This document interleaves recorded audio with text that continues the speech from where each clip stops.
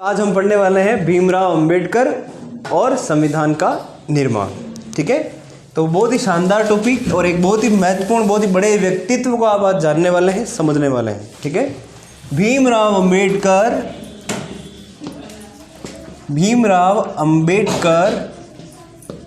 ये बहुत बड़ा नाम है कि नहीं, पहले तो आप मुझे बताओ।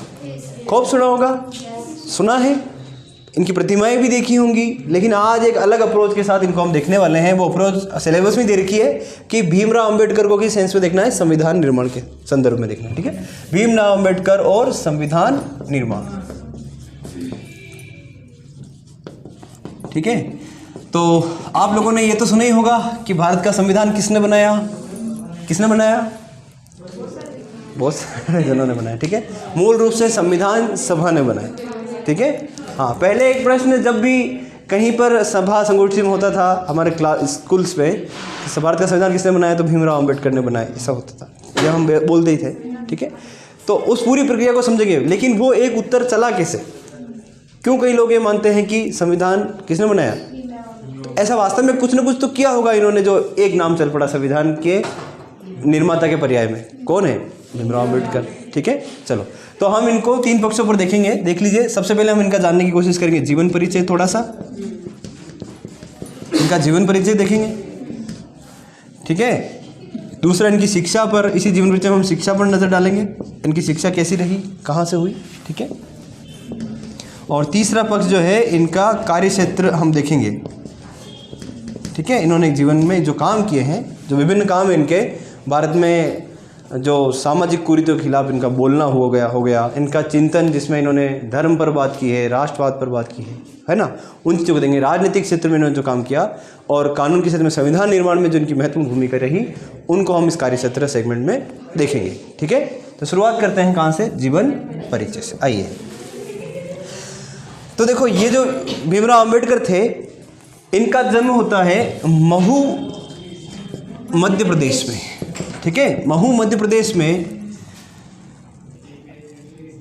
श्री राम सकपाल नामक व्यक्ति जो थे, श्री राम सकपाल, इनके पिताजी का नाम है वहाँ श्री राम सकपाल और इनकी माता का नाम था भीमाबाई। ठीक है, श्री राम सकपाल और माता कौन है, भीमाबाई के घर एक पुत्र होता है 14 अप्रैल 1891। ठीक है, 14 अप्रैल 1800, हाँ, ये बर्थडे होना। ठीक है, तो ये वहाँ जन्म लेते हैं। ठीक है, इनका जो परिवार जो था, इनके पिता जो थे ना, वो सेना में थे, सेना में शिक्षक के पद पर काम करते थे, शिक्षक के पद पर सूबेदार थे। ठीक है, सूबेदार रेंज से फिर सेवानिवृत्त होते हैं, रिटायर हो जाते हैं।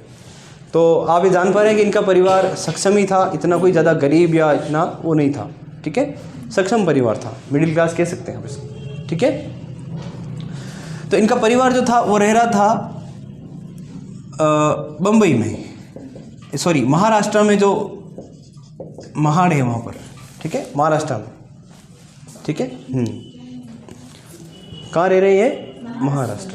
ठीक है, फिर बाद में तो इनके आगे नज़र डालोगे तो इनका विवाह होता है, वो चीज़ हमारे काम की नहीं, लेकिन फिर भी इनका विवाह कहते हैं 16 साल की उम्र में हो गया है। 14 भाई बहन थे, 14 भाई बहन हम सबसे छोटे थे, 14वें नंबर के खुद थे।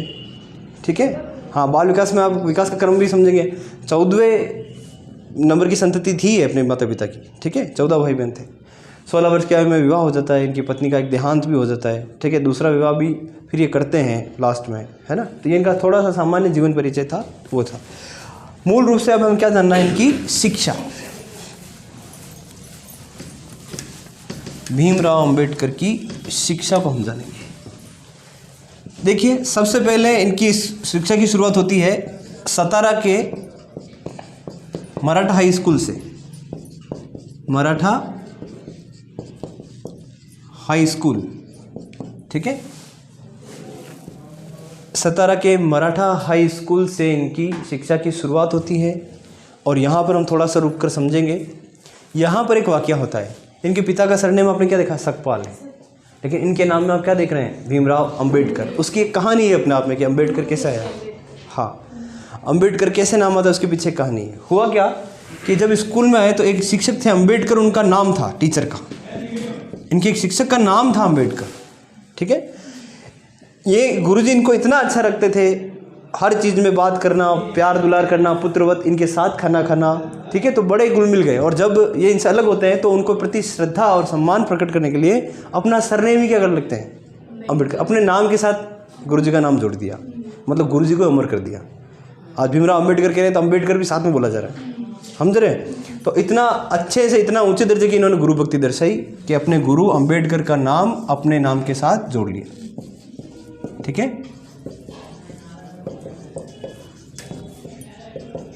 ठीक है, कहाँ ही इनकी प्राथमिक शिक्षा कहाँ हो रही है, सतारा के मराठा हाई स्कूल में, ठीक है ना। और वहाँ के अपने गुरुजी अम्बेडकर का नाम अपने नाम के साथ जोड़ गए, ठीक है, जो आज भी जुड़ा हुआ है, ठीक है, भीमराव अम्बेडकर। यहाँ से फिर ये जाते हैं बम्बई के एल्फिंस्टन स्कूल।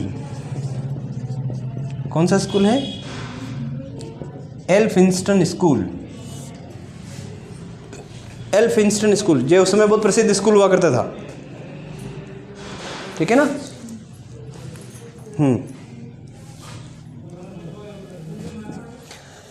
इस स्कूल में ये 1907 के आसपास की बात है, यहाँ से मैट्रिक पास करते हैं। मैट्रिक समझ पा रहे हो आप लोग, मैट्रिक, हाँ जी, ठीक है ना। और ये उस समय बहुत बड़ी बात थी, ठीक है, 1907 की बात है। एल्फिंस्टन स्कूल, एल्फिंस्टन स्कूल, ठीक है, एल्फिंस्टन स्कूल बम्बई का, ठीक है। तो देख लीजिए, तो 10वीं पास करते उसमें वास्तव में सम्मान गौरव की बात थी। इसके लिए इनका सम्मान समारोह भी आयोजित हुआ, इनका सम्मान भी किया गया, इसके लिए बहुत ऊंचे दर्जे की बात थी। 10वीं पास कर ली, है ना। चलो, अपने तीसरी पीढ़ी चौथी पीढ़ी में भी नहीं मिलते हैं, मिल रहे हैं 10वीं पास, तो उस समय इन्होंने की, है ना। तो चौथी पाँचवीं पीढ़ी की बात है। तो 10वीं करने के बाद फिर इनको 2 और 5 साल का समय लगता है ग्रेजुएशन के लिए। इसी स्कूल से इनकी ग्रेजुएशन होती है, BA होता है, एल्फिंस्टन स्कूल से ही इनका, ठीक है ना, BA होता है। और 1912 की में BA कंप्लीट करने के बाद ये क्या करते हैं, बड़ौदा में ही, बड़ौदा रियासत में नौकरी करने लग जाते हैं। कहाँ करते हैं नौकरी, बड़ौदा, गायकवाड़ वंश में, है ना। तो बड़ौदा में ये नौकरी करना प्रारंभ करते हैं और 1 साल इन्होंने नौकरी की होगी। और इनकी प्रतिभा को देख करके इनको गायकवाड़ स्कॉलर की हैसियत से फिर इनको अमेरिका भेजा गया, न्यूयॉर्क भेजा गया कि आप वहाँ जा करके और अध्ययन करिए, है ना। तो वहाँ पर अंतर्राष्ट्रीय क्लब में रहते हैं, वहाँ पर शिक्षा ग्रहण करते हैं। वहाँ पे जाकर ये MA कर लेते हैं। क्या करते हैं, MA यहाँ इनकी वहाँ से होती है, कोलंबिया यूनिवर्सिटी से, ठीक है। प्राचीन भारतीय व्यापार विषय में इनकी MA होती है।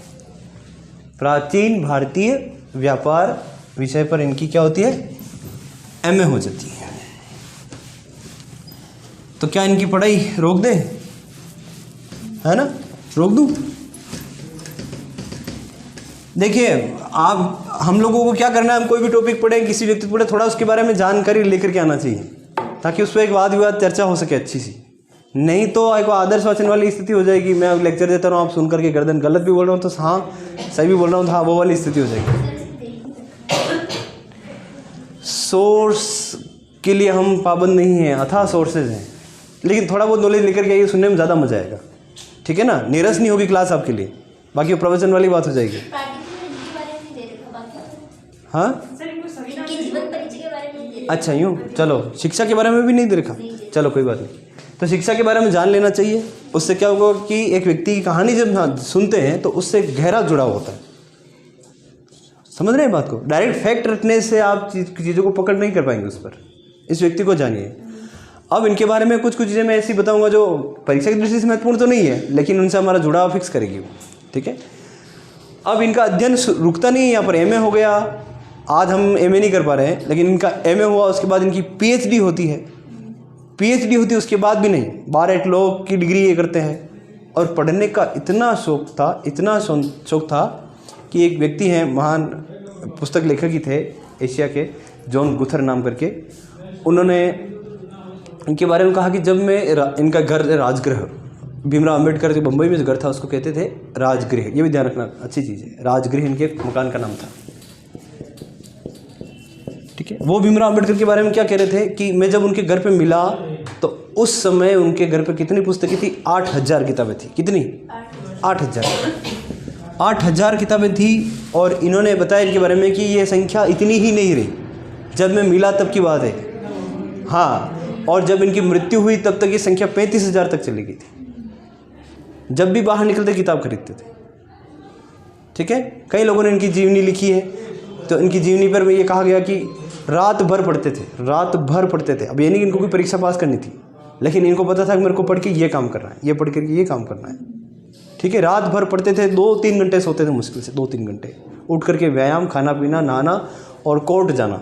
कोर्ट जाते हुए भी वो किताबें टटोलना जो उन्होंने देखी हुई है, जो नहीं मिली है इनको, वो टटोलते थे। समझ रहे हैं? तो इतना बड़ा व्यक्तित्व ये सारी चीज़ें, इतना अध्ययन किस लिए कर रहा है? किस लिए कर रहा है? तो क्या इतने डिग्री करने के बाद अध्ययन पूर्ण हो जाता है? मैं इस चीज़ पे आपको लाना चाहता हूँ। इतनी डिग्रीज करने के बाद एमए कर लिया, पीएचडी कर लिया, उस पीएचडी करने के बाद भी जब अध्ययन नहीं रुक रहा भीमराव अम्बेडकर का, तभी तो ये नाम हुआ। अब इतना अध्ययन नहीं होता, इतना नॉलेज नहीं होता तो इतना नाम नहीं होता। कानून की इतनी ज़बरदस्त समझ हम देखेंगे संविधान निर्माण के समय में कि क्या वाक़यात रहे हैं। ठीक है, तो ये इनका अध्ययन यात्रा देख रहे हैं हम। क्या कर लिया इन्होंने? एमए किया है। ठीक है, फिर school of economics and political science, यहाँ से ये क्या करते हैं? पीएचडी करते हैं। ठीक है, इन्होंने पीएचडी भी किया, ध्यान रखिए, पीएचडी किया है school of economic and political science. ठीक है, पीएचडी कर लिया। अब जब ये अध्ययन करके लौटते हैं भारत, ठीक है, शिक्षा के क्षेत्र में ही बता रहा हूं फिलहाल, सुनना, ये अध्ययन करके लौटे। ये जो गए थे ना, मैंने आपको क्या कहा कि गायकवाड़ स्कॉलर की हैसियत से गए हैं ये। ठीक है ना, तो एक समझौते के तहत भेजा गया कि आप यहाँ आकर के वापस नौकरी करेंगे। ठीक है, तो 1916 में आकर के वापस बड़ौदा में नौकरी ज्वाइन करते हैं। और ये और बात रही कि वहाँ पर जातिवाद के और जैसे बीज देखे गए तो इनका संघर्ष हुआ वहाँ पर, और 17 में इनको वो क्विट करना पड़ा, डिज़ाइन करनी पड़ी नौकरी। ठीक है, तो इनका शिक्षा में जो था थोड़ा देख लिया आपने। हाँ, तो थोड़ी समझ में नहीं है कि देखो उस समय की बात मैं कर रहा हूँ जब ये 1916, उस समय संभवतः भारतीय क्षेत्र में सबसे पढ़े लिखे व्यक्ति यही थे, सबसे पढ़े लिखे नॉलेज वाले व्यक्ति थे। इसीलिए तो इनको इतना बड़ा जिम्मेदारी दी गई कि आप संविधान की प्रारूप समिति के बारे में आप जानते हैं कि ड्राफ्ट आप लिखिए। इतनी बड़ी जिम्मेदारी कोई ऐसे ही दे दी गई है, इनको अध्यक्ष बनाया उस कमेटी का, क्योंकि उस समय वास्तव में बहुत ज़्यादा शिक्षित ये थे। और पहले वो शिक्षा कैसी होती थी, ऐसे नहीं है कि आजकल होती थी डिग्री कागज मात्र वो नहीं था। जिस आदमी ने पास किया वास्तव में उसको वो नॉलेज था। तभी नहीं कहते हैं पहले के 5वीं और आज के 10वीं के बराबर, ऐसे कहानी आपने सुनी होगी, वास्तव में नॉलेज था। ठीक है, रियल नॉलेज था। तभी तो एक व्यक्ति 35,000 किताबें इकट्ठे किए जा रहा है ना। अपने घर पे 5 ही मुश्किल से पड़ती है और उन पर धूल जमा होती है।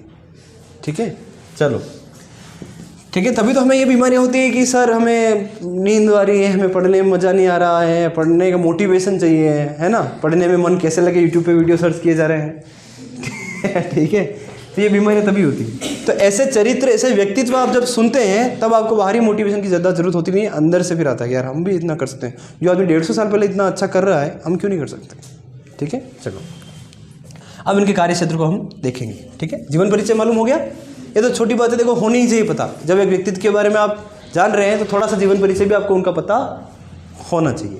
देखो कार्य क्षेत्र में हम 3 चीज़ों पर फोकस करेंगे। कौन कौन सा देखिए। एक तो जो इन्होंने सामाजिक कुरीतियों पर जो काम किया है, सामाजिक कुरीतियों से संबंधित जो इन्होंने काम किया है, कैसे इन्होंने जातिवाद के खिलाफ आवाज़ उठाई है, अस्पृश्यता को इन्होंने अंडरलाइन किया है कि भाई अस्पृश्यता भारत में जो है बहुत ही अवैध है, अनुचित है। और दूसरा इनका राजनीतिक करियर हम देखेंगे, थोड़ा सा राजनीतिक करियर देखेंगे। ठीक है, और फिर थोड़ा इनके चिंतन के स्तर को जानेंगे जिनमें इन्होंने बुक्स वगैरह लिखी हैं, है ना। ठीक है, चलो तो अब शुरू करते हैं इनके कार्य क्षेत्र में इनके योगदान को।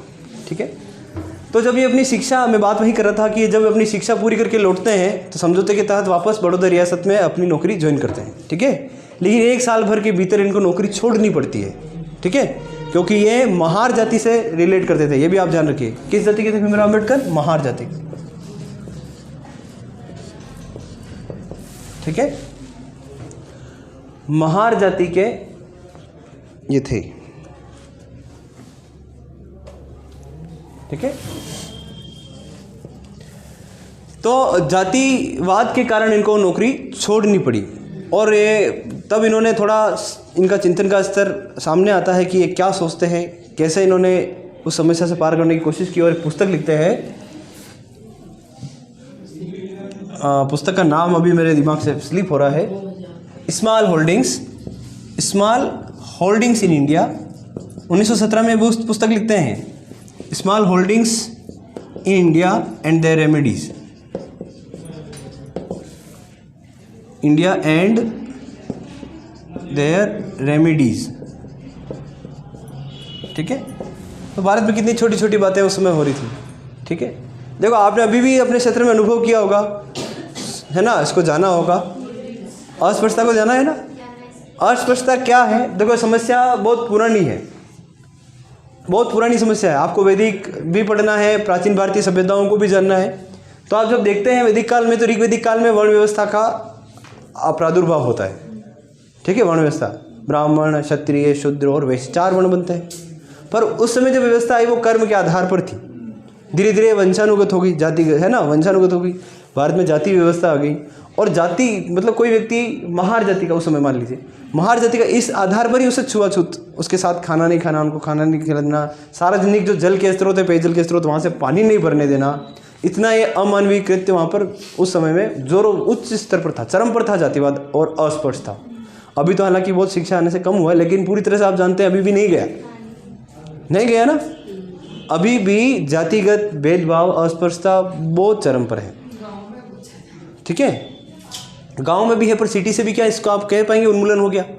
नहीं हुआ है, ठीक है। सोच में ही है और पीढ़ी दर पीढ़ी स्थानांतरित हो रहा है, कुछ छोड़ रहे हैं, कुछ पकड़ रहे हैं, ऐसी चीज़ें हो रही है, ठीक है। तो इन्होंने फिर व्यतीत होकर एक पुस्तक लिखी, small holdings in India and their remedies, ठीक है। चलो, तो कुल मिलाकर के जब अपनी शिक्षा पूरी करके जब कार्य क्षेत्र में उतरते हैं, तो सबसे पहले उनके सामने चुनौती आती है, देखते हैं वो क्या है भारत में, जातिवाद और अस्पृश्यता, ठीक है। और ये एक मुद्दा ऐसा रहा, इसको जानना, ये एक मुद्दा ऐसा रहा कि गांधी जी बहुत बड़ा नाम और भीमराव अम्बेडकर भी भारत में बहुत बड़ा नाम, 2 बड़े बड़े नेता हुए, है ना, लेकिन इनके आपस में कभी बनी नहीं, कभी नहीं बनी। और उनके बीच में मुद्दा क्या था? यही था, ठीक है। उस पर सहमति नहीं बनी। हालांकि गांधी जी भी चाहते थे कि अस्पृश्यता का निवारण हो, भीमराव अम्बेडकर भी चाहते थे, लेकिन दोनों में उसको प्राप्त करने के तरीकों पर मतभेद रहा कहीं ना कहीं, ठीक है। तो वो हमें देखना है। तो इसके लिए उन्होंने धीरे धीरे प्रयास किए, और जो मैंने आपको कहा कि एक चौदार तालाब था, कोलबा गांव महाराष्ट्र में चौदार तालाब था, वहाँ पर समस्या देखी गई कि सार्वजनिक जो पेयजल स्रोत है, वहाँ से इन निम्न जातियों के दलितों को पानी नहीं भरने दिया जाता, ठीक है, समझ रहे हो, नहीं भरने दिया जाता। तो ये उनको बड़ा अमानवीय लगा, तो इसके लिए उन्होंने सत्याग्रह किया वहाँ पर। दूसरा, नासिक में एक मंदिर था, नासिक महाराष्ट्र, जानते हो? हाँ, नासिक महाराष्ट्र में एक कलराज मंदिर था, भगवान कलराम का मंदिर था। यहाँ पर क्या होता है, दलितों को प्रवेश नहीं था, ठीक है। ये आपने देखा होगा ना, कई मंदिरों में महिलाओं को प्रवेश नहीं, दलितों को प्रवेश नहीं, तो ऐसा ही कुछ मुद्दा था, दलितों को प्रवेश नहीं था। तो इसके लिए भी इन्होंने सत्याग्रह किया, और उसका परिणाम ये हुआ कि 1935-36 के आसपास यहाँ के पुजारियों ने दलितों के लिए मंदिर खोलना ही पड़ा। अभी हाल ही के वर्षों में 1-2 साल पहले की बात है, सबरीमला केरल वाला देखा होगा आपने, ठीक है ना, रोक की अनुमति फिर कोर्ट ने दी थी वहाँ पर, ठीक है। तो ऐसे ही ये मुद्दे हैं। देखो, ये मान्यताओं पर फिर उनका हवाला देते हैं कि मान्यताओं पर आधारित है, वो है, लेकिन है कहीं ना कहीं एक रूढ़िवादिता ही है, ठीक है। तो ये इन्होंने 2 काम उपलब्धियाँ इनकी रही है, ठीक है। अस्पृश्यता के लिए खिलाफ ये बोले हैं। और जो मैंने आपको कह रहा था ना, गांधी जी से इनकी नहीं बनी, है ना, क्यों नहीं बनी? एक बार इनकी मुलाकात होती है 1931 के आसपास गांधी और अम्बेडकर की, ठीक है। तब इनका एक संवाद कहीं ना कहीं इनकी जीवनी में ही था, जी। वो समझौते भी हम देखेंगे, है ना, वो राजनीतिक समझौते, है ना। अभी हम अलग स्तर पर बात कर रहे हैं, राजनीतिक समझौते सारे हमें लिखने ही पड़ेंगे, है ना, वो प्रश्नों के माध्यम से फेस करेंगे। तो इनका एक संवाद होता है, तो गांधी जी ने इनको कहा कि मतभेद का वही विषय था, अस्पृश्यता। गांधी जी का इनको प्रत्युत्तर था कि आप नहीं जानते कि अस्पृश्यता के लिए मैं भी व्यतीत हूँ, और मैं इस समस्या पर तब से सोच रहा हूँ जब आपका जन्म ही नहीं था, समझ रहे हो। तो ऐसे शब्दों का प्रयोग किया था कि भीमराव अम्बेडकर को विश्वास हो कि हाँ नहीं तो गांधी जी जन्मे 2 अक्टूबर 1869 को, ये जन्मे 1 को, तो कहीं ना कहीं सोचा भी होगा, सही बात है, टेक्निकली तो ठीक था। लेकिन भीमराव अम्बेडकर के दिमाग में ये प्रश्न था, उन्होंने प्रत्युत्तर दिया कि अगर आप ऐसा सोचते तो आप कांग्रेस के में शामिल होने की शर्त खादी पहनना नहीं करते, आप शर्त करते कि इसकी पहली शर्त होगी अस्पृश्यता निवारण, पहली शर्त होगी, उन्हीं व्यक्तियों को कांग्रेस में आप शामिल करते जो अछूतों के साथ खाना खा सकें, ऐसी शर्तें लगाते हैं आप लोग। तो संभवतः उनको संतुष्टप्रद जवाब नहीं मिला होगा, तभी जाके उनकी वापस नहीं पड़ी, ठीक है। तो ऐसा संवाद इनकी जीवनी में देखने को मिलता है, ठीक है, गांधी और अम्बेडकर का, ठीक है। तो देखो अम्बेडकर ने काफ़ी संघर्ष किया, किसके लिए, दलितों को समाज में उचित स्थान दिलाने के लिए, ठीक है ना। तो इनका कहना यही था कि दलितों का उद्धार तभी हो सकता है जब इनको समाज में उचित स्थान मिले, और वो मिलेगा भी किससे, शिक्षा से मिलेगा। तो काफ़ी अच्छी सोच इनकी थी, ठीक है। ये कहीं ना कहीं हम भी इसको एग्री करते हैं कि अस्पृश्यता का अंत होना चाहिए, ठीक है ना। और इसके लिए इन्होंने रास्ता क्या चुना, शिक्षित होइए आप, शिक्षित होने से आप अपना स्थान आप प्राप्त कर लेंगे, जैसे अम्बेडकर ने करके दिखाया उतने पुराने स्थान में भी, ठीक है ना। कितने सर्वोच्च पद पर गए, कितना सर्वोच्च काम करके अमर हो गए, ठीक है। तो ये काम इनके रहे। और अछूतोद्धार कार्यक्रम इन्होंने जो चलाया उसी के तहत इन्होंने बहिष्कृत हितकारिणी सभा भी बनाई, इन्होंने बहिष्कृत हितकारिणी सभा,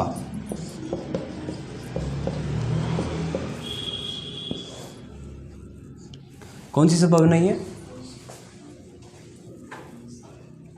बहिष्कृत हितकारिणी सभा, ठीक है।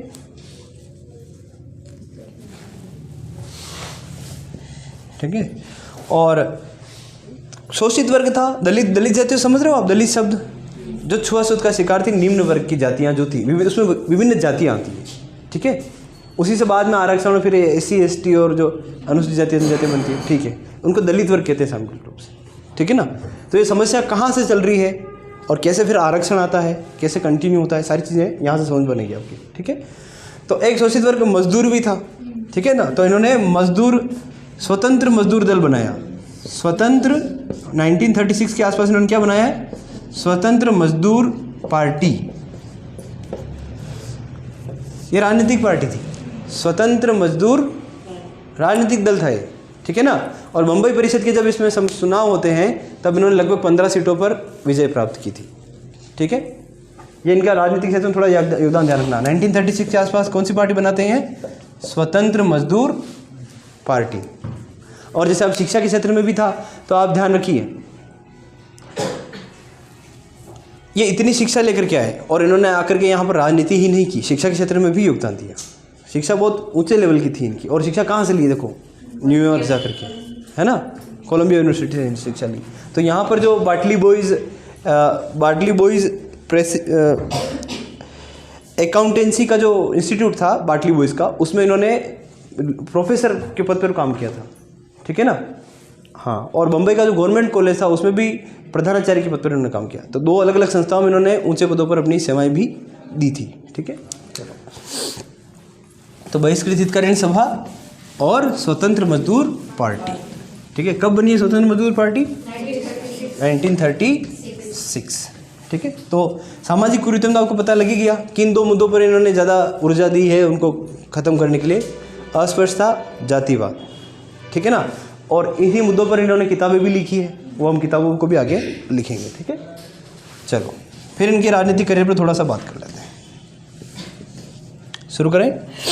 हाँ, तो राजनीतिक करियर में ये बम्बई परिषद के सदस्य भी रहे। दूसरा, आपने देखा अभी 1936 में इन्होंने स्वतंत्र मजदूर पार्टी भी बनाई, ठीक है। काफ़ी 15 सीटों पर इनको विजय भी प्राप्त होती है, ठीक है। फिर जो मुद्दा आपको सबको पता है, गोलमेज सम्मेलन, है ना, 1930, 1931 और 1932, जानते हो ना गोलमेज सम्मेलन 3 हुए थे, हैं। चलो, भारत में अंबेडकर की सक्रियता देखी जा रही है, मान लीजिए 1916-17 से, ठीक है। तभी उन्होंने जातिवाद को देख लिया, कहाँ पर, अपने ही नौकरी के साथ देख लिया वहाँ पर बड़ौदा में, और महसूस भी कर लिया कि दलितों की भारत में उस समय क्या स्थिति थी, ठीक है। तभी ये क्या होता है कि 1919 का अधिनियम आना था। मार्ले नहीं, मिंटो मांटे की चेम्सफोर्ड, ठीक है। 1919 का अधिनियम आना था और उसकी समीक्षा के लिए डेप्थ बात है कि साउथ बोरो समिति बनी थी। साउथ बोरो समिति, कौन सी समिति बनी थी? साउथ बोरो समिति। साउथ बोरो समिति बनी थी किसके लिए? 1919 अधिनियम लाने के लिए, समीक्षा लाने के लिए, ठीक है। तो इसमें भी इन्होंने सुझाव दिए थे कि दलितों के लिए विशेष प्रावधान इसमें किए जाए, लेकिन उस समय इनके प्रावधानों, इनकी बातों को इतना महत्व नहीं दिया गया और उल्टी इनकी आलोचना भी खूब हुई थी और इन पर आरोप लगे कि आप भारतीय एकता और भारत की समाज की एकता को खंडित करना चाहते हैं, दलित वर्ग को अलग देखकर, ठीक है ना। पर इनकी व्यथा कुछ और थी, ये दलितों को समानता के स्तर पर लाना चाहते थे, ठीक है ना। तो ये वहाँ था 1930, वो वहाँ तो इनकी बात मानी नहीं गई, इनका मत को इनका इतना वैल्यू नहीं दी गई, लेकिन 1930, 31, 32 जब वो समय आता है तब इन्होंने थोड़ा सा अपना कद ऊँचा कर लिया था, ठीक है। और गोलमेज सम्मेलन में ये भाग लेते हैं। कहाँ भाग लेते हैं? गोलमेज सम्मेलन, राउंड टेबल कॉन्फ्रेंस जो हुई थी ना, किस लिए हुई थी बताना? राउंड टेबल कॉन्फ्रेंसेस किस लिए हुई थी? साइमन कमीशन रिपोर्ट की समीक्षा के लिए पर्टिकुलर, ठीक है, ध्यान रखना, ठीक है। अगले संवैधानिक सुधारों की आधारशिला बनी है, ठीक है ना।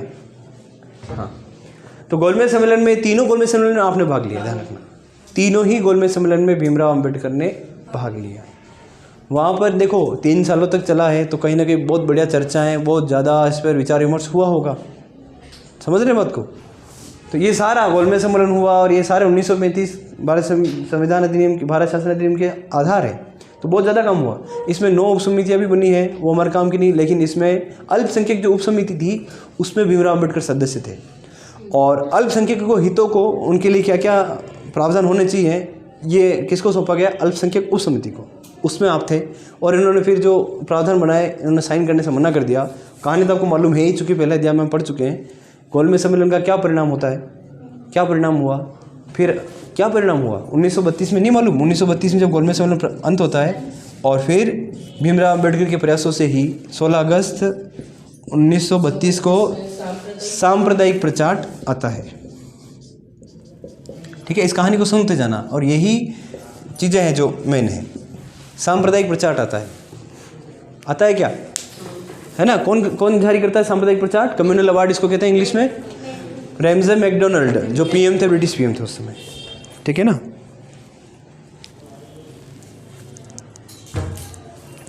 ठीक है, तो सांप्रदायिक प्रचार आता है। इसमें क्या था? दलितों के लिए पृथक निर्वाचन था, ठीक है, दलित समुदायों के लिए पृथक निर्वाचन था। जब ये गांधी जी को पता लगता है तो वो व्यथित हो जाते हैं और उन्होंने एक डायलॉग भी दिया था या कथन भी किया था क्या कि मैं ऐसे किसी प्रावधान को अपने प्राणों के मूल्य पर भी स्वीकार नहीं कर सकता जो दलितों को हिंदुओं से अलग करे, ठीक है। और ये कहते हुए इन्होंने 20 सितंबर 1932 को पुणे की यरवदा जेल में इन्होंने क्या कर दिया? आमरण अनशन चालू कर दिया। ये चीज़ें थोड़ा डेट को ध्यान रख लेना, ठीक है। यरवदा जेल में क्या किया इन्होंने? आमरण अनशन,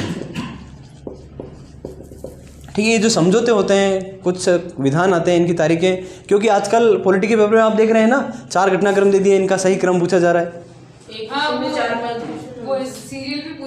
हाँ, तो कहानियाँ और उनके कारण पता होते ना, ठीक है। कारण और प्रभाव के साथ कहानी पता हो, तार्किक अध्ययन जिसको कहते हैं, ठीक है, तो आपको फिर दिक्कत नहीं होती वहाँ पर, उनको याद भी नहीं करना पड़ता, ठीक है। चलिए, तो यरवदा जेल में इन्होंने क्या किया है? आमरण अनशन चालू किया है। किसने किया? गांधी जी ने। और कहते हैं कि 2-4 दिन में इनकी हालत मरने समान हो गई।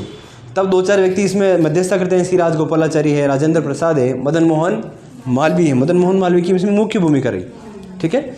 मदन मोहन मालवीय ने बीच बचाव करके अम्बेडकर से बात करते हैं और फिर यहाँ पर एक समझौता करवाते हैं, जिसको इतिहास प्रसिद्ध समझौता है, काफ़ी काम का है आपका राजनीतिक दृष्टि से। हाँ, राजनीतिक दृष्टि से काफ़ी महत्वपूर्ण है ये समझौता, इसको थोड़ा ध्यान रख लीजिए। 1932 में होता है पूना पैक्ट, जिसको कहते हैं पूना समझौता, ठीक है। बहुत ही महत्वपूर्ण है पूना पैक्ट। कब होता है ये? 24 सितंबर 1932 को पूना पैक्ट होता है। किस किस के बीच होता है? हाँ, जी, ठीक है। BR अम्बेडकर और गांधी जी। इसके प्रावधानों को थोड़ा समझ लेना, इससे राजनीतिक समझ आपकी थोड़ी बनेगी। ठीक है, गांधी जी और भीमराव अंबेडकर की तरफ से ये समझौता होता है। ठीक है, इसमें अछूतों की तरफ से या दलितों की तरफ से भीमराव अंबेडकर सिग्नेचर करते हैं, उधर सवर्णों की तरफ से मदन मोहन मालवीय करते हैं। ठीक है ना, तो ये समझौता क्या था, ये समझौता समस्या क्या थी जो इनको समझौता करना पड़ा। समझौता समझा आपको समझ आ गई। भीमराव अंबेडकर चाहते थे दलितों के लिए, दलितों का हित चाहते थे, उसी निमित्त सांप्रदायिक प्रचार आया और उसमें क्या था, दलितों के लिए पृथक निर्वाचन। पृथक निर्वाचन समझ रहे हो, दलितों की संख्या सीटों की, उनका कौन चुनाव करेगा, दलित ही करेगा। पृथक निर्वाचन का मतलब ये समझ रहे हो, अलग उनका निर्वाचन कर दिया। ठीक है, तो ये हिंदुओं से अलग नहीं करना चाहते थे गांधी जी, तो बीच की राह निकालने का प्रयास किया गया ताकि भीमराव अंबेडकर भी सेटिस्फाई हो जाए और गांधी जी का विचार भी सेटिस्फाई हो जाए। तो ये प्रयास इस समझौते के तहत किया गया। तो गांधी जी ने इसमें सुझाव दिया, तगड़ा सुझाव, इसको समझना। गांधी जी ने पैनल का सुझाव दिया, पैनल प्रणाली का सुझाव दिया। ये मैं आपको समझा दूंगा। ये वोट तो उसमें आती है ना, कहाँ पर आती है, पर वो वोट वगैरह देख रहे हैं इसको कैसा, अभी देखते हैं। ठीक है, पैनल प्रणाली का सुझाव किसने दिया है, गांधी जी ने, और भीमराव अंबेडकर ने इसको मान लिया। अब इसको समझते हैं पैनल प्रणाली है क्या। ठीक है, देखो पृथक निर्वाचन में तो क्या था कि दलितों के उम्मीदवारों को दलित ही चुनेंगे।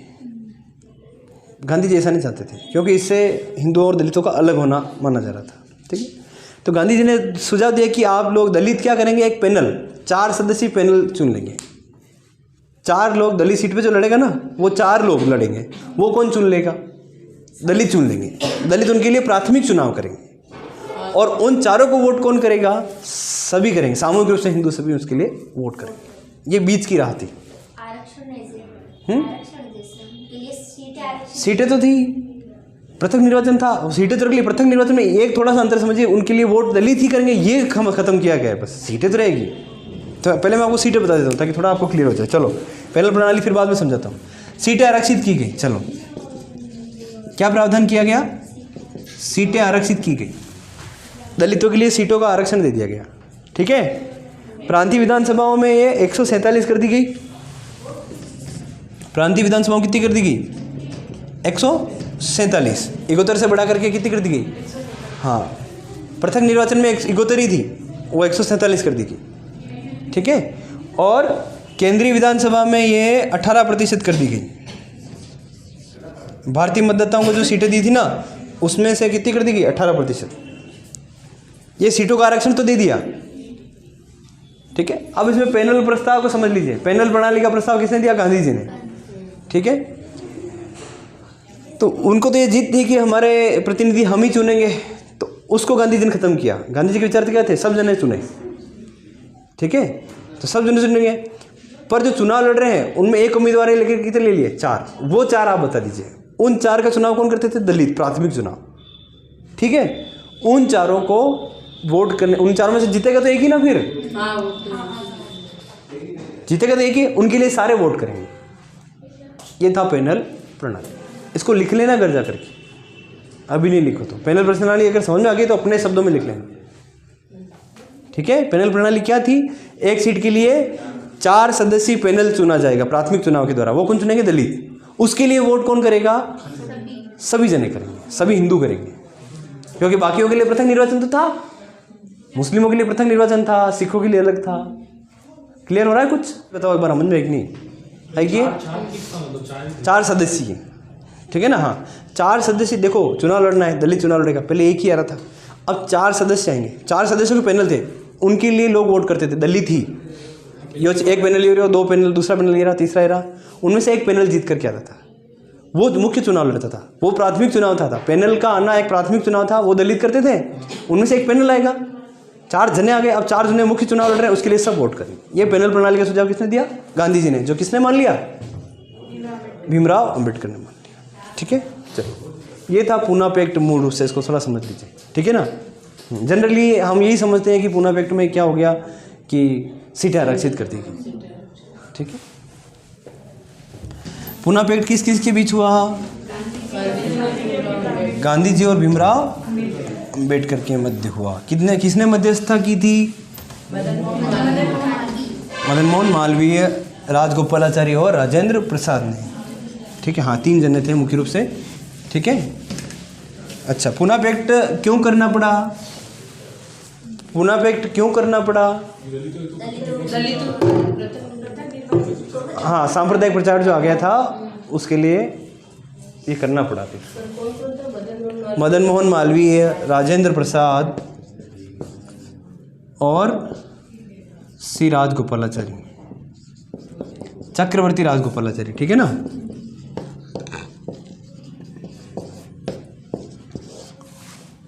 ठीक है, चलिए। और मदन मोहन मालवीय थे, ठीक है ना। तो ये हुआ, पुना पैक्ट हो गया क्या? पुना पैक्ट हो गया, ठीक है।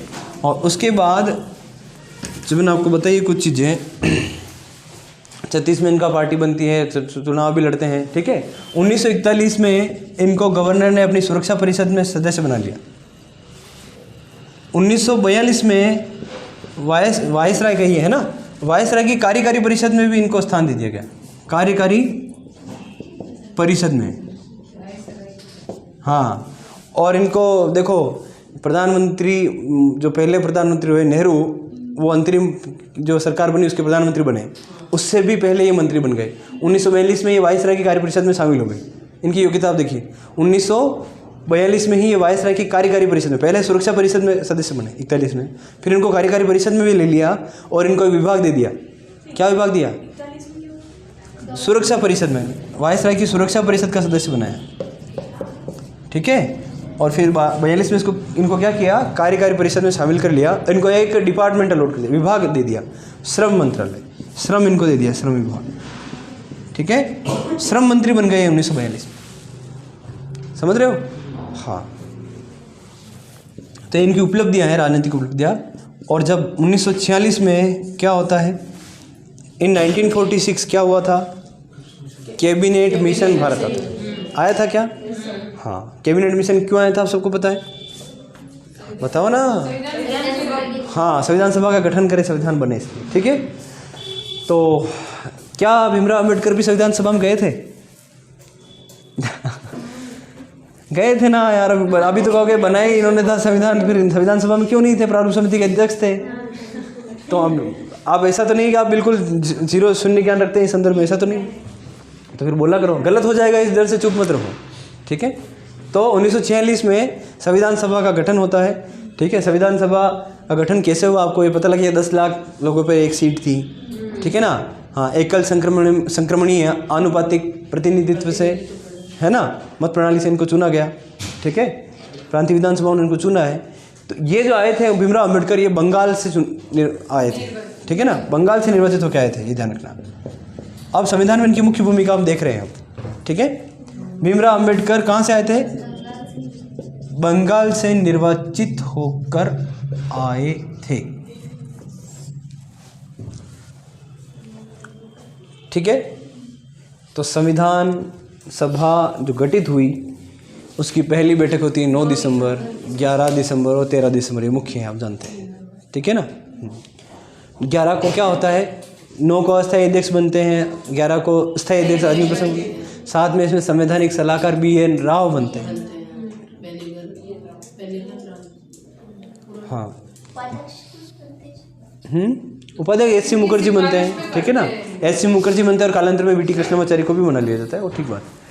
तो मैं आपको ये कहना चाह रहा हूँ, भीमराव अम्बेडकर से जुड़ना है यहाँ पर। संविधान सभा में इनकी भूमिका अब बनती है, जब बंगाल से निर्वाचित होकर के आए और फिर धीरे धीरे चल के ड्राफ्ट कमेटी बनती है, प्रारूप से। संविधान बनेगा कैसे?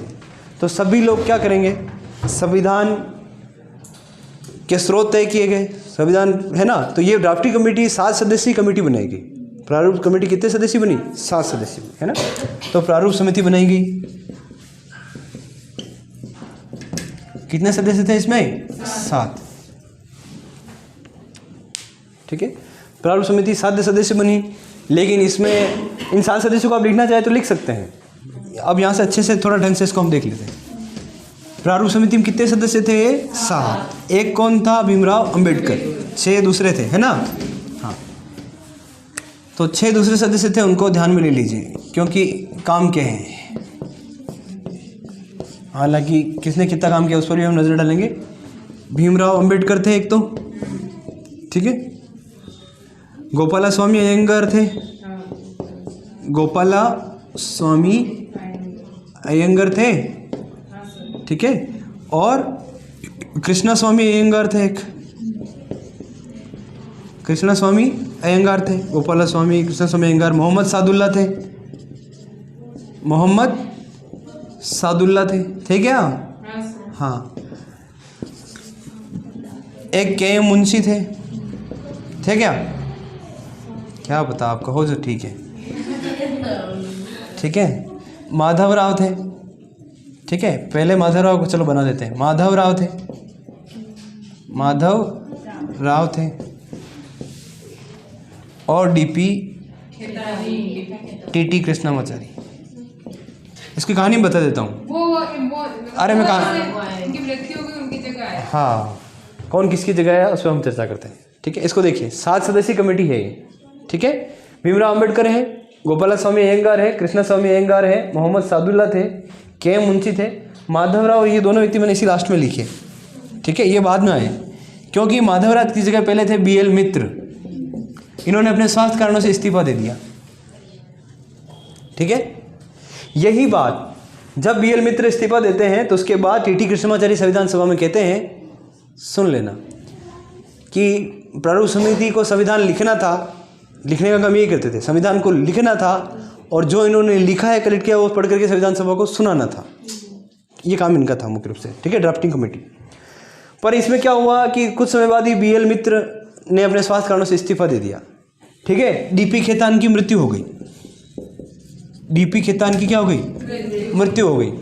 एक ये बात मैं नहीं कह रहा, ये बात संविधान सभा में TT कृष्णामाचारी खड़े होकर कहते हैं, ठीक है ना, कि प्रारूप समिति बंद हो गई, लेकिन अकेले व्यक्ति पे कितना भार आ रहा है भीमराव अम्बेडकर पर। एक सदस्य विदेश है, एक सदस्य स्वास्थ्य कारणों से काम नहीं कर पा रहा है, अकेले व्यक्ति भीमराव अम्बेडकर पर कितना जोर पड़ गया। उसके बाद ये TT कृष्णामाचारी को भी इसका सदस्य बनाया, भाई आप जाओ सहयोग करो, ठीक है। इनको भी ले आए फिर इस बात में, ठीक है। तो 7 सदस्यीय कमेटी बनी, और इसमें मुख्य भूमिका रहती है किसकी? भीमराव अम्बेडकर की। इसलिए इनको क्या बनाया गया? अध्यक्ष बनाया गया, ठीक है। इस ड्राफ्टिंग कमेटी ने काफ़ी मेहनत की। ये कितने मेहनती थे आपको तो पता, सुन ही लिया आप लोगों ने। और ये कोई हवाबाजी नहीं है, ये वास्तविकता है भीमराव अम्बेडकर के संदर्भ में, कि इनके पास इतना पुस्तकों का भंडार था, इतना नॉलेज था। और संविधान सभा में जब भी कोई किसी कानून पे पेश होता है, अभी हम क्या करते हैं, हमारे पॉलिटी की किताब से 1-2 लाइनें जो होती ना, वो ही नहीं समझ पाते हैं ढंग से पढ़ करके, उसी में उलझते रहते हैं, ठीक है। अब इतने जटिल संविधान को अंग्रेजी में समझना बहुत भारी बात, क्योंकि हमने 60 अलग अलग देशों के संविधान की कहीं ना कहीं अध्ययन करके उनको लिया। ये ड्राफ्टिंग कमेटी का काम था, ठीक है। और उसमें मुख्य भूमिका अध्यक्ष कौन है? भीमराव अम्बेडकर। तो जब भी कभी भी किसी मुद्दे पर असहमति बनती या वाद विवाद की स्थिति बनती, तो उनको एक करने का काम, उनको समझाने का काम, संतुष्ट करने का काम कौन करता था? भीमराव। उनकी व्याख्या भी ये करते थे। तो बहुत बड़े का ये, कभी आप इनको BBC पे सुन भी सकते हैं, ये कितना फ्लुएंट इंग्लिश बोलते हैं। इनका अध्ययन इंग्लिश में हो रहा था, समझ रहे हो?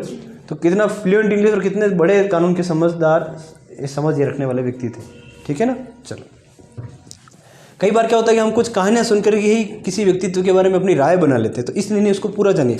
अब मेरी बात को भी समझ के पूरी राय नहीं बनाएंगे, इसके बारे में आप कुछ जान सकते हैं इनके बारे में, तो ताकि आपको वास्तविक स्थिति पता लगे। फिर आपको कभी यूँ याद नहीं करना पड़ेगा इनकी माताएँ थीं, इनके पिताएँ थे, इनका जन्म हुआ था, इनका ये हुआ था, ये नहीं करना पड़ेगा। इस स्तर पर मत पढ़िए, कम से कम मैं आपको हर बार कहता हूँ, ठीक है ना। ये स्तर पढ़ने लायक नहीं होता, ये तो फिर वही है लोड करना, वो नहीं है, ये फाइल लोड हो रही है, लोड डाउनलोड हो रही है, वापस अपलोड हो रही है, वो वाली प्रोसेस हो जाएगी, मशीन बन के रह जाओगे। उसमें आपका भावनात्मक पक्ष मर जाता है, समझदारियाँ कहीं ना कहीं चूक जाती है, ठीक है। उस पर्सनालिटी को पढ़िए, कैसे उसने इतना बड़ा काम कर लिया, ऐसे जिज्ञासा से पढ़ोगे ना, वो चीज़ें चिपक जाएगी आपसे, ठीक है। तो कितना इन्होंने कर लिया। अब इसके लिए इन्होंने कितना तो अध्ययन किया है, कितनी रातें जागी होगी। हमें एक सेकंड ग्रेड निकालने के लिए जागना पड़ रहा है, तो इन्होंने संविधान लिखने के लिए कितना देखो जागना पड़ा होगा, ठीक है ना। तो ये थे, तो ड्राफ्टिंग कमेटी बनी, और उसमें आपको पता लग गया BL मित्र ने स्वास्थ्य कारणों से इस्तीफा दिया, तो कौन है उनकी जगह? माधवराव। DP खेतान रण में खेत रहे, मतलब इनकी मृत्यु हो गई, तो फिर कौन है इनकी जगह? TT कृष्णामाचारी, ठीक है।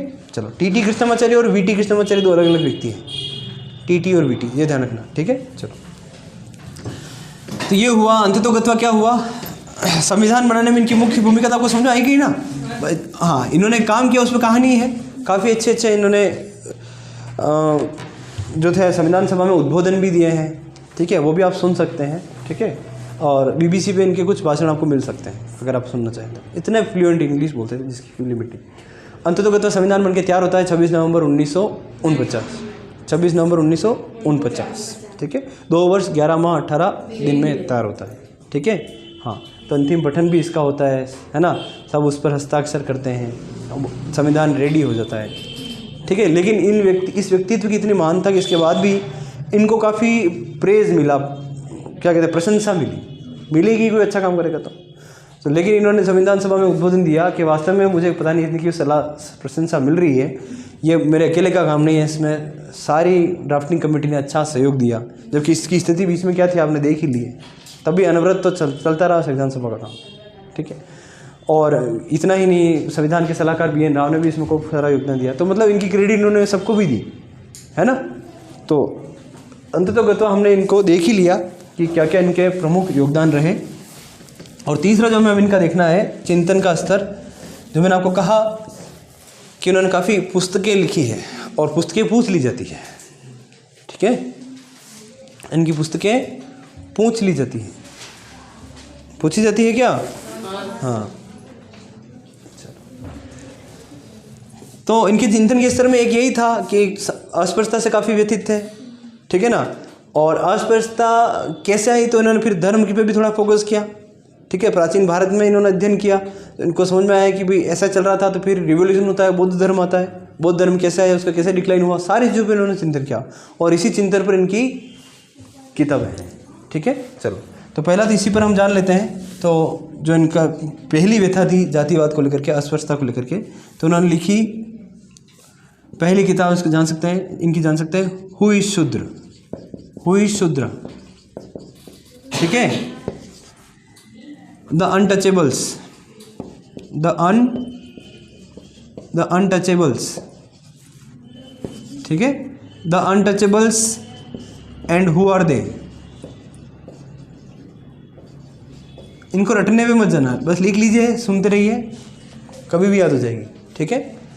Who is Shudra, the untouchables, who are they, ठीक है।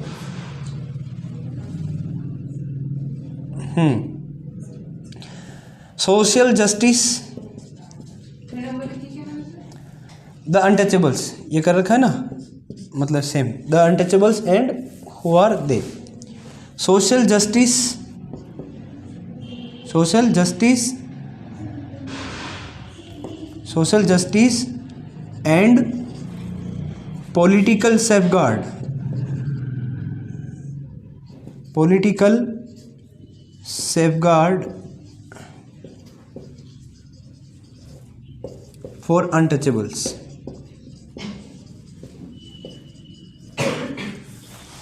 ठीक है। Social justice and political safeguard for untouchables. What Gandhi, अब हमारा सुनना, what Gandhi and Congress have done to the untouchables. What Gandhi and Congress, ठीक है। आपने सुना ही वो वाक्य कि आप अछूतों के बारे में इतना अच्छा सोचते तो कांग्रेस में शामिल होने की शर्तें ये रखते, न कि खादी पहनना, ठीक है। What Gandhi and Congress have done to the untouchables. काफ़ी किताबें हैं लेकिन मैं ज़्यादा भी नहीं लिखाऊंगा आपको, ठीक है। तो देखिए आप, इनकी काफ़ी सारी किताबें तो किसी पर हैं, इस अस्पृश्यता के विषय पर ही आप समझ रहे हैं, है ना। Who is Shudra, the untouchables and who are they, ठीक है। What Gandhi and Congress have done to the untouchables, ठीक है। गांधी पर भी लिखी इन्होंने, गांधी एंड गांधीज्म, ये पूछी गई किताब है, गांधी एंड गांधीज्म। कई बच्चे इसको तुक्का लगा गलत करते हैं, गांधी जी इनकी बनती थी, गांधी जी क्यों किताब लिखी है, ठीक है ना। गांधी एंड गांधीज्म, गांधी एंड गांधीज्म, गांधी और गांधीवाद, ठीक है ना। हाँ, ठीक है।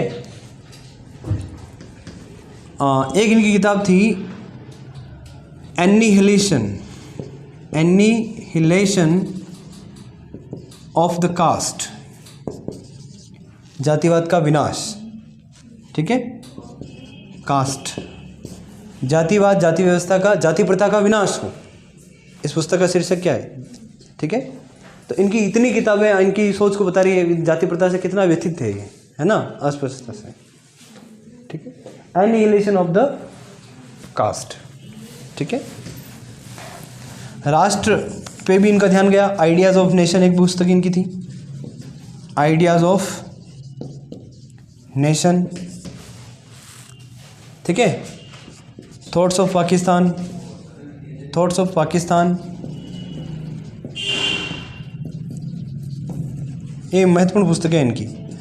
पाकिस्तान और मतलब समझ रहे हो, या पाकिस्तान और partition of India,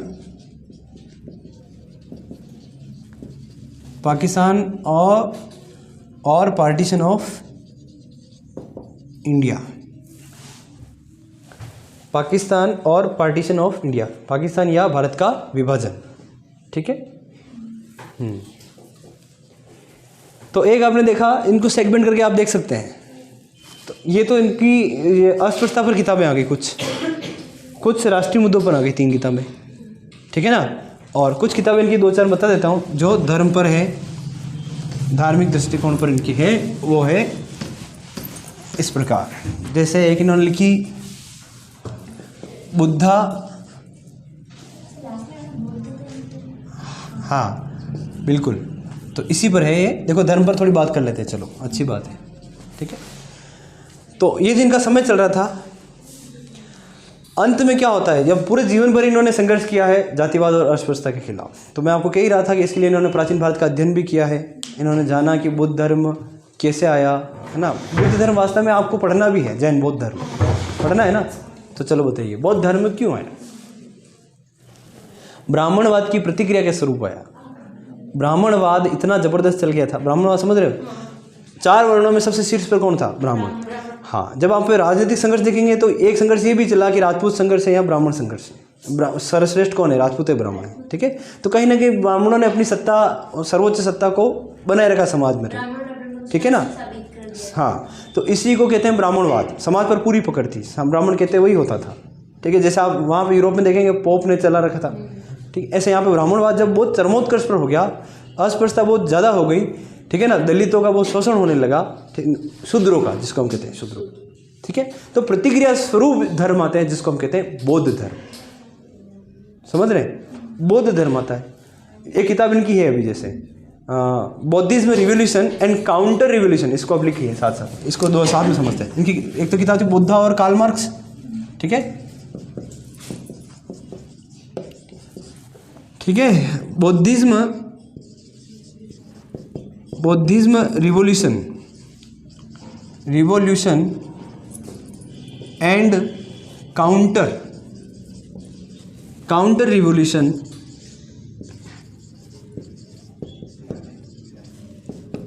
in ancient India. समझ पाए इसको? प्राचीन भारत, देखो ये जो बौद्ध आंदोलन हुआ और इसके प्रतिक्रिया स्वरूप जो आंदोलन हुए प्राचीन भारत में, उसको इस किताब में बताया। ठीक है, इन्होंने समझा और उसको खुद किताब लिखी। तो बहुत अच्छी चीज़ है, इनके बारे में जानने से हमारी बहुत समझ भी बनेगी। ब्राह्मणवाद था, तो ब्राह्मण काफ़ी ऊंचे स्तर पर थे। ठीक है, सभी सुविधाओं का भोग कर रहे थे, समाज को अपने हिसाब से चला रहे थे। एक वर्ग बड़ा शोषित हो रहा था, जिसमें थे शूद्र। ठीक है, उनको सामाजिक समरसता नहीं थी, वहाँ पर केवल शोषण का ही वो शिकार थे। तब प्रतिक्रिया स्वरूप एक बौद्ध धर्म आता है, और बौद्ध धर्म ने क्या किया? सभी को स्थान दिया गया। समझ रहे हो? तो वो इसीलिए चल पड़ा, काफ़ी चला। और ब्राह्मणवाद की जब प्रतिष्ठा गिरती हुई महसूस हुई, ब्राह्मणवाद, वैष्णव धर्म वालों को, ब्राह्मण धर्म को, तो वहाँ पर भी कुछ ऐसे संप्रदाय अस्तित्व में आते हैं ताकि सभी बौद्ध धर्म में ही नहीं चले जाएं, जैन धर्म में ही नहीं चले जाएं। तब आप देखोगे तो कई शैव भी आए, कई जो आंदोलन हुए, क्यों है? जैसे उनमें भी शूद्रों को स्थान दिया गया। ठीक है ना, क्या कहते हैं वो हुआ ना आपका भक्ति आंदोलन भी कह सकते हैं उसको, वापस भक्ति आंदोलन हुआ। भक्ति आंदोलन में कई संतों ने क्या किया? कुरीतियों पर प्रहार किया है। वो काउंटर रिवोल्यूशन ही था एक तरह से। ठीक है ना, बौद्ध और जैन के खिलाफ प्रतिक्रिया के स्वरूप भक्ति आंदोलन वापस होता है। ठीक है, चलो, तो बुद्धा और कार्ल मार्क्स, क्या था? Buddhist revolution and counter revolution in ancient India, है ना। एक किताब थी इनकी बुद्धा एंड हिज रिलीजन। है ना, Buddha and future of his religion, Buddha and future of his religion, ठीक है। बुद्धिस्ट कस्टम्स एंड मैनर्स तो ठीक है, पर्याप्त है, ज़्यादा किताबें आप ध्यान में मत रखिए, है ना, कई सारी किताबें, तो आप इनको थोड़ा देख लीजिए। और ये 3 किताबें महत्वपूर्ण रूप से देखना है थोड़ी सी, ideas of nation, thoughts on Pakistan, और एक थी पाकिस्तान और पार्टीशन ऑफ इंडिया, एक गांधी एंड गांधीज्म, वो ध्यान रखिए, ठीक है, ठीक है, ठीक है। तो ये थी गांधी जी के बारे में किताबें भीमराव अंबेडकर की जगह, ठीक है। अब आप कह रहे थे धर्म वाली बात, तो इन्होंने काफ़ी अध्ययन किया और फिर पाया बौद्ध धर्म क्यों आया, बौद्ध धर्म की अच्छाइयाँ क्या थी, तो अंततोगत्वा इन्होंने फिर बौद्ध धर्म धारण करना स्वीकार किया। 1955 में ये बौद्ध धर्म धारण कर लेते हैं, ठीक है। 1956 में एक सम्मेलन भी हुआ, तो इनके 5 लाख लोगों ने फिर धर्म ग्रहण किया, उसमें कहते हैं, ठीक है ना, धर्म परिवर्तन किया। 5 लाख लोगों ने भीमराव अंबेडकर के साथ बौद्ध धर्म को अपनाया, ठीक है। काफ़ी अच्छे विचार इनके थे। इन्होंने कहा कि जो धर्म जो होता है ना, वो व्यक्ति के लिए होता है, व्यक्ति धर्म के लिए नहीं होता, ठीक है। बौद्ध धर्म में अच्छाइयाँ काफ़ी हैं, इसीलिए उन्होंने सब जगहों को समेटा। कट्टरता किसी धर्म में नहीं होनी चाहिए, उसके काउंटर करने के लिए बौद्ध धर्म में क्या था, मध्यम मार्ग था, ठीक है। तो काफ़ी अच्छी चीज़ें बौद्ध धर्म में थी, और इसीलिए वो रिझा गई भीमराव अम्बेडकर को। भीमराव अम्बेडकर ने बौद्ध धर्म ग्रहण कर लिया।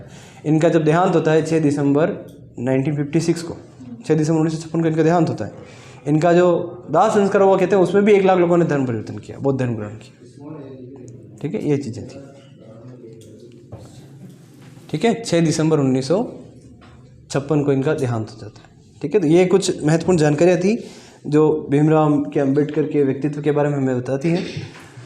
तो थोड़ा सा वर्गीकरण के हिसाब से इसको वापस देखिए घर जा करके, ठीक है। कोई पक्ष जिन पर चर्चा करनी रह जाए तो अगली क्लास में पूछिए। अगली क्लास हमारी बेसिकली रहेगी